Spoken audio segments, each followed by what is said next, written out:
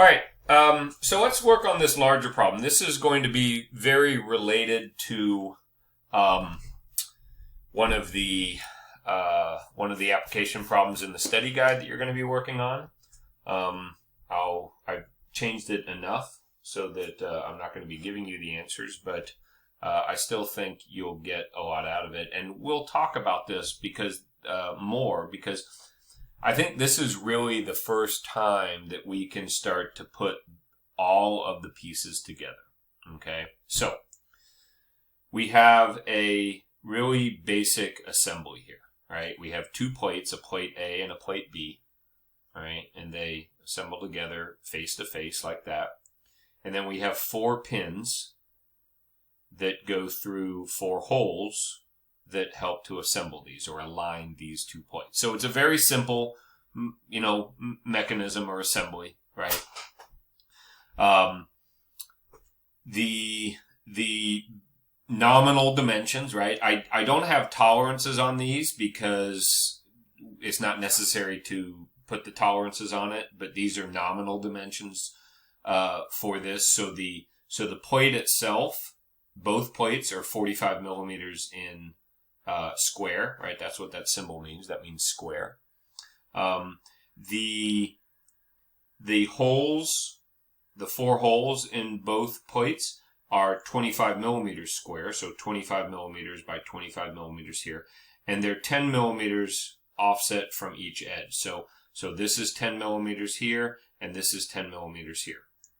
And then the 4 holes have a diameter of 8 plus or minus 0.2 of a millimeter. Okay, and the pins are diameter 6 plus or minus 0.1 of a millimeter. Okay, so as far as the design is concerned, we have the basic design elements all there. Okay, this is going to be a floating. We'll do this as a floating fastener situation. Okay, so that means that these pins are all going to go into each one of these 4 holes in a clearance kind of situation. Okay, and yeah, I know that from an assembly point of view, that's kind of silly because won't the pin just drop out of these? Yeah, but we're kind of working in stages, and I want to keep it simple. So we're going to look at this as a floating fastener. Of course, we can do the same thing with fixed fasteners, right? And we can say that the pins here are press fit into plate B and their clearance fits in plate A, but nothing that we're going to do is going to change other than the equation. So floating fasteners, I'm just going to write it up here as T equals H minus F. Okay? Now, what we want to do, and you can see it down here, what we want to do is we want to complete the drawing for part A and part B. All right. So part A, I have the front view and the right side view. So the first thing we're going to do is we're going to, and I'll put this up here. The first thing we're going to do is we're going to define the datum reference frame. Okay. Where the part lives. All right. And where the part lives, and here we're talking about part A, where the part lives is pretty clear, right? It's going to live against plate B right here. And we can say that this edge here is edge to edge, right? And that this edge right here is also edge to edge, right? You can't see that edge in here, okay? So as far as where the datum reference frame or where this part lives, for part A, we're going to say that its primary datum is this surface. And I think you should all agree that this surface mating up against the part B surface is the primary datum. It's the most important surface for surface-to-surface contact. Now, since this is square, we don't have a long edge or a short edge. So I'm just going to label this edge as B, and this edge, and I'll put it up here just to get it out of the way,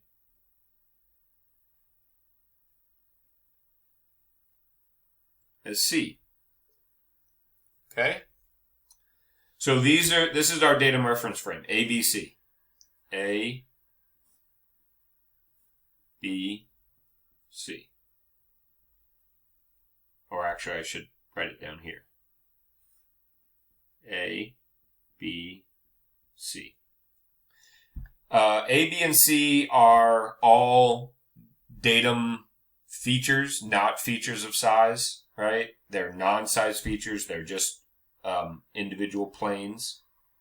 So there is no material modifiers here that we can put on there. A, B, and C are just datum features. All right. Now, while we're here with B, let's go ahead and do the datum reference frame for B. Right? We should have matching datums, right? These parts assemble with each other. So we should have matching datums. And that means that if this is A, this, I'm going to call this X, right? A and X go together. We want, likewise, B and Y, and kind of running out of room here, Z and C going together. So my datum reference frame is X, Y, Z for part B. Right? And that was purely based on where the part lives. Right? Really, you could pick anywhere for your datum reference frame. But the only place that makes sense and that's going to work is going to be related to where the part sits in the machine or in the assembly and its functional requirements. All right? So we get our datum reference frame. All right? So now we can, let's work on our fasteners and our positional tolerance for our holes. Okay? So we know that the equation, that we have floating fasteners here, so our equation is T equals H minus F. H, in this case, the MMC size for the holes is 8 minus 0.2, or 7.8 millimeters in diameter. F is 6 plus 0.1, or 6.1 millimeters in diameter. Okay, so those are the MMC sizes. And then T equals H minus F is equal to 7.8 minus 6.1 is equal to 1.7 millimeters. Right? So we can put that into our dimension. I hope I have enough room here. The holes are 4 times diameter 8 plus or minus 0.2. I'm going to squeeze this in right here. Positional tolerance, diameter 1.7 at MMC, relative to A, primary, B, secondary, C, tertiary. I apologize for crossing my leader right there. All right. So we have our positional tolerance in there. So now remember that we have to locate each one of these holes relative to our datum reference frame. So A is by default already located 90 degrees relative to A. That is the holes are 90 degrees relative to A. So we don't need to put that in there. All right? But we do need to locate it relative to B. All right. And so this is going to be 10, and we make that a basic dimension. And we need to locate these holes too, which is 25. And we can put a square symbol right there. I am not leaving myself enough room.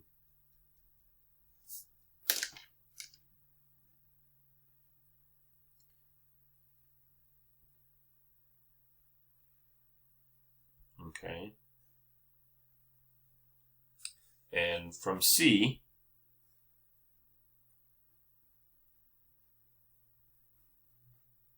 now since I already have the square symbol, I don't need this dimension here. But one of the interesting side notes about basic dimensions is you cannot over-dimension with them because they are perfect dimensions. So if you wanted to put a 25 in there, that would be fine. That's not over-dimensioning, as opposed to when you have tolerance dimensions, and yes, you can over-dimension, okay? So now I have my basic dimensions in there, relating or locating all the holes relative to A, B, and C, right? From A, it's going to be a basic 90 degrees, right? We don't need that dimension. 90 degrees, we don't need that dimension. And from B, it's going to be, right, here's B, so 10 and then 25. And from C, it's going to be 10 and another 25. Okay? So now, really, that's kind of it, almost. We could work on this a little bit more, though. So remember that this is a level 4 tolerance. Positional tolerances is a level 4 tolerance. So it's good to start with that, and we've dimensioned our features of size here, the holes here. But we can do a little bit more, and while we're here, let's go ahead and do that. So what else would we like to do? Well, we would like to add any tolerances that may be necessary on our datums, right? So one rule of thumb is for your primary datum, you should use a form tolerance to control it, okay? So here's my primary datum. Now, what would I like to do for my primary datum? Well, I'd like to make sure it's flat. Now, you might think, well, you should make sure the primary datum is parallel to the top surface, right? But we can't do that yet. Remember that we're going to find these in order, right? So A, B, C. A is our primary. So what we end up doing is we end up putting the plate down on A, sliding it up against B, and over to C. So A is our primary one. So there are no datums before we define A. So we can't use any geometric tolerance with a datum reference. So I'm just going to, I'll use a flag right here and put this right there. Flatness. And then there's a number there, right? I don't know what that number is going to be, XX. We'll just put an XX there. That would be something that the designer would have to figure out, maybe in talking with other designers, maybe in talking with the machinists that are going to be making these parts, what value would be good. Ultimately, the bottom line is it has to work with the machine. So whatever you pick there has got to be a flatness, allowable flatness tolerance that is going to work. All right, but we have flatness on our A, okay? And in fact, let me write this a little bit better because that's not really, it's acceptable the way I've written it, but it's not the best way. So let's put this over here.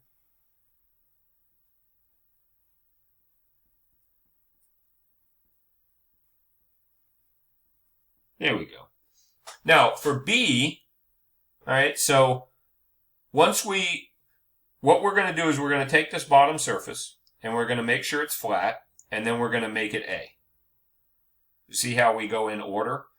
First, we take the plate and we make sure the bottom that's going to mate with B, that is flat according to within this tolerance value. And then we're going to place it on datum plane, simulated datum plane A. Now we want to go to B, and we want to say, okay, well, you know what? B really should be what relative to A? Remember, at this point, we only have datum A. Well, B really should be perpendicular to A, right? See how that is perpendicular to A? We really should make B perpendicular to A. So I'm going to, let's do that also, right? So I'll extend that a little bit here. We'll draw up like this. Did not give myself enough room here, really. And I want this surface to be perpendicular to A. Now, how perpendicular to it? I don't know right now. Later on, we'll start to put some numbers in here. So don't worry about that. Later on, we'll put some numbers in here. And then once we make sure that this surface is perpendicular to A, then we're going to make that B, datum plane B. And finally, we have C, right? And C is going to get a similar kind of treatment. Again, I will erase this, making sure to put it back again. You'll notice that one of the issues that is very common in geometric dimensioning and tolerancing is placing your dimensions. It's not a trivial feat because obviously this is a very simple part. With more complex parts, it really is a challenge sometimes. So I'll put this off of here. And I want this, I want to make this perpendicular to A and B, right? And then again, there we go. Okay. So now look at our drawing that we have there. All right. We have positional tolerance and then flatness tolerance, a form tolerance, and then 2 orientation tolerances. And, oops, I forgot this is C. And then, we'll find out other ways to do this also, maybe some better ways in the next few chapters, in chapter 10, or actually I think 11. We talk about profile tolerances. But for right now, what else could we do here? Let's just think about it. Well, what makes sense? We should make this surface right here, which is this surface. It's not in conjunction with anything. It doesn't mate with anything. It's just kind of sitting out there. But, we probably want it to be parallel to the bottom surface here. So, hey, we call that out. We say, I want this surface right here to be parallel to A. All right. And again, we don't know a number right there. These surfaces right here, we could also specify that these surfaces, this surface right here, we could go with this surface is parallel to B, or excuse me, C. We could also go, we could also say that it is going to be perpendicular to A. Any of those, let's make it, since we want everything to be more or less square, let's make it parallel to C. And then we'll also do the same for this surface right here. Now it's getting really crowded. Parallel to B. All right. So now that's a quick and easy way. And really the point was to show you how you can step through a part, part of a machine or mechanism or assembly, right? And kind of walk through the different features and applying the geometric tolerancing, starting with our level 4 tolerance, positional tolerance, and then each one from that. Okay? All right, in the next video, we will do... Oh, and by the way, before I finish up, what about this part B? Right? What about part B? We did the datum reference frame XYZ. Well, you know what? This is going to have the same tolerancing right here, exactly, that this does. There's no difference. All right, because they're mating. Surface X gets the same treatment as surface datum A, flatness tolerance. Y and B, Z and C. The holes are the same, right? So they'll all have a 1.71 millimeter positional tolerance at MMC, and we're all good to go. All right, so the next video we'll look at a maybe another example like this, but with a fixed fastener condition. Okay.